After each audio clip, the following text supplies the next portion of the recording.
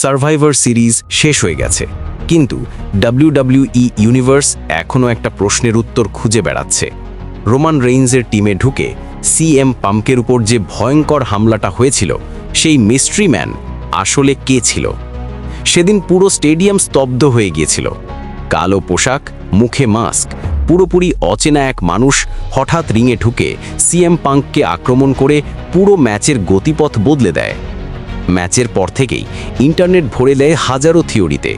কেউ বলছে এটা অস্টিন থিওরি, কেউ বলছে এটা সেথ রলিন্স, আবার অনেকেই বলছে এটা ডিন অ্যামব্রোজ। প্রতিটি নামের পিছনেই ছিল আলাদা আলাদা যুক্তি, আলাদা আলাদা ফ্যান থিওরি। কিন্তু প্রশ্ন ছিল একটাই, এই মিস্ট্রি ম্যান আসলে কে? কে এত বড় সাহস দেখিয়ে সিএম পাম্পের উপর আক্রমণ করলো? এটা কি রোমান রেইন্সের প্ল্যান ছিল, নাকি ডাব্লিউডাব্লিউই তৈরি করা আরও বড় কোনো স্টোরি লাইনের শুরু? এই রহস্য নিয়েই চলছিল তুমুল আলোচনা।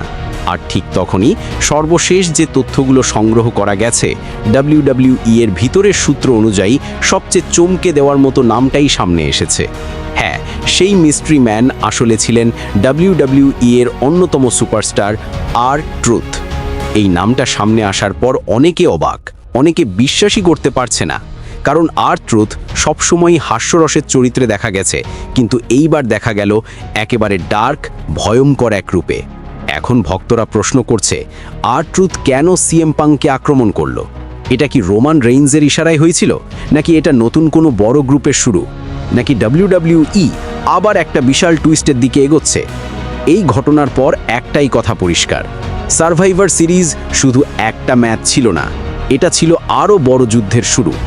এখন আপনার কাছে প্রশ্ন, আপনার কি মনে হয় মিস্ট্রি ম্যান হিসাবে আর-ট্রুথ কি আপনাকে চমকে দিয়েছে, নাকি আপনি অন্য কাউকে আশা করেছিলেন? নিচে কমেন্টে অবশ্যই আপনার মতামত লিখুন। আর এই রকম এক্সক্লুসিভ ডাব্লিউডাব্লিউই আপডেট সবার আগে পেতে চ্যানেলটা এখনই সাবস্ক্রাইব করে রাখুন, কারণ সামনে আরও বড় টুইস্ট আসছে।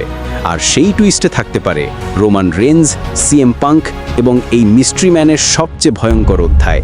ধন্যবাদ।